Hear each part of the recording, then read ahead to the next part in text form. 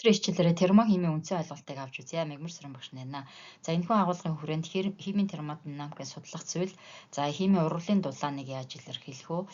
Системийн ангилал, төлөв байдал гэсэн дэд гарчгуудыг авч үзье. Юу судлах вэ? За термо гэдэг нь дулаан, динамо гэдэг нь хүч гэсэн утгатай үг. За дулааны хөдөлгөөнийг судалдаг шинжлэх ухааныг химийн термодинамик гэж байна. За өөрөөр хэлбэл аливаа химийн процессын явцад энерги ялгарах эсвэл шингээгдэх гэх мэтээр янз бүрийн хэлбэрээр бол илэрч болно. Энерги төрөл бүрийн хэлбэртэй байж болно. За жишээлбэл механик, дулааны, цөмийн химийн, цэглэгаан соронзон, хит авиа, хүндийн хүч, кинетик, потенциал энерги, иончлалын энерги гэх мэтчлэн төрөл бүрийн хэлбэртэй байж болно. За энергийн төрөл бүрийн хэлбэрүүдийн харилцан хувирах хууль зүй тогтолыг термодинамик судалдаг. За өөрөөр хэлбэл процессын энергийн өөрчлөлтийг термодинамикийн хуулийг ашиглан судалдаг ухааныг химийн термодинамик гэдэг байна. Тэгээ химийн процесс явагдахад урвалын дүнд заавал энерги өөрчлөлт гардаг. Өөрөөр хэлбэл урвалын тухайн шатанд янз бүрийн хэлбэрээр энергиуд илэрч идэг. За жишээ нь дулааны, цэглэгааны, гэрлийн гих мэтчлэнгээр төрөл бүрээр энерги илэрч болно. За энерги хадгалагдах хууль ёсоор дээрх энергиуд нь бие биедээ эквивалент хэмжээгээр шилждэг. Иймээс химийн урвалын энергийн бүх хэлбэрийг зөвхөн дулааны энерги рүү шилжүүлэн тооцоолох боломжтой байдаг. За ийм химийн процессын энергийн өөрчлөлтийг термохимийн хуулийг ашиглан судалдаг ухааныг химийн термодинамик гэдэг байна. Дулааныг тооцохын тулд термохимийн тэртгэлийг ашигладаг байгаа. За өөрөөр хэлбэл уралд орж байгаа бодисуудын төлөв байдал болон уралын дулааны илэрлийг нь оруулж бүтсэн тэртгэлийг термохимийн тэртгэл гэдэг байна. За жишээлбэл хөхөр хүчил төрөгчтэй уралд орсон байна. Тэгээ SO2 буюу хөхрлөг хий үүссэн байна. За энэ үед хөхрний хий байдалтай, хүчил төрөгч мөн хий, бүтээгдэхүүн хий байдалтай гэдэг ингээд төлөвийг нь оруулаад бичсэн байна. За мөн дээрээс нь 296.9 кJ мол дулаан шингээгдсэн болох нь харагдаж байна. За термохимийн тэртгэл дэжтэй дулааны гол төлөв энтальпийн өөрчлөлтөөр илэрхийлдэг байгаа. За энэ нэмэх эсвэл хасах утгатай байж болно. За бид нэр 10 жилд ерөнхий боловсролын сургуульд дулааны Q-скээр тэмдэглэдэг тий. Хэрвээ дулаан ялгарч ивэл Q маань нэмэх утгатай буюу экзотерм урвал гэж ярьдаг тий. Тэгвэл энэ термохимийн тэртгэл дээр хэрвээ дулаан ялгарч ивэл дельта H маань хасах утгатай байх нэ. Дулаан шингээж ивэл нэмэх утгатай байна. За энэ тохиолдолд энэ урвалд 296.9 кJ дулааныг шингээж явагдсан байна. За термохимийн тэртгэлд яг ингэж тоон утгыг бичгээс гадна бас энтальпиг нь нэмэх хасах утгаар нь ингэж ерөнхийд нь тэмдэглэж болдог. За мөн энэ термохимийн урвалын дулааныг судалдагтай холбоотойгоор тухайн урвалаас гадна тухайн бодис дээр ч гэсэн төлөв байдал болон дулааны заавал бичдэг байгаа. За жишээлбэл ус уурын төлөвтэй, шингэн төлөвтэй тэндээс өөр хэмжээний дулаан ялгарч идэг та нар практикаараа бол мэднэ тий. За ийм учраас энэ уур төлөвтэй усыг ликвид буюу H2OL гэж тэмдэглэсэн уур ликвид гэж тэмдэглэсэн байна тий. За тэгтэл энэ маань 100 градус буюу түүнээс дээш температурт уур үүснэ шүү дээ. За ингээд 50 г ус байна гэж үзэж байна. За тэгтэл энэ ус бол тасалгаанд байгаа ус тэгээд шингэн төлөвтэй байгаа. За тэгвэл ликвид гэдээ бас шингэнээр нь тэмдэглэсэн байна тий. Гэхдээ температур нь 25 градус байна гэж өгч штэ. Өөр дулаантай байгаа тий. За тэгтэл энэ мөс ус маань томьёо нь бол яг адилхан байгаа даа штэ.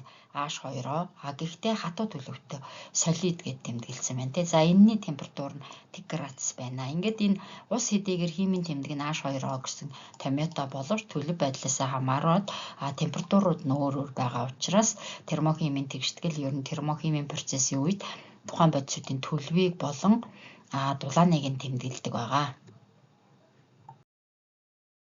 Боломжийг олгохын тулд нэлийн их бичвэртэй явж байгаа.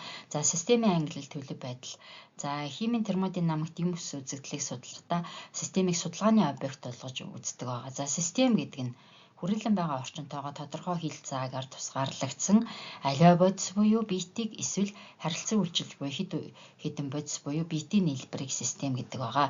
За системийг ерөнхийд нь дотор нь гомоген систем, гетероген систем гэж бол хуваадаг. За гомоген системийн жишээ буюу урвалын тэгштэл харагдаж байна. За ус төрөгч холоортой урвалд ороод аш холоор гэсэн бүтээгдэхүүнийг бол үүсгэсэн байна те. За энд урвалд орж байгаа бодисууд болон урвалаас үүсэж байгаа бодисууд бүгдээрээ хийн төлөвтэй байна. Өөрөөр хэлбэл урвалд орж байгаа болон урвалаас үүссэн бодисууд бүгдээрээ нэгэн төрлийн төлөвтэй байвал тухайн систем маань гомоген систем болж таарах нь байна те. За гетероген системийн жишээ энд бол харагдаж байна те. За төмөр хатуу төмөр устаа урвалд ороод хүчил төрөгчийн нөрөлөөгөөр эсэлдээд гидроксо оксидыг бол үүсгэсэн байна. За төмөр маань тэгвэл хатуу төлөвтэй, ус нь шингэн төлөвтэй. За хүчил төрөгч болохоор агаарт байгаа хий төлөвтэй. Ингээд хий шингэн хатуу төлөвөд холилдсон байна шүү дээ. За тэгээд зэвэрсэн төмрийг харуулж байна тийм үү. За өөрөөр хэлбэл төмрийн энэ гидроксо оксид маань юм улаан хөрөнгөний цэв байдгийг та нар мэдж байгаа.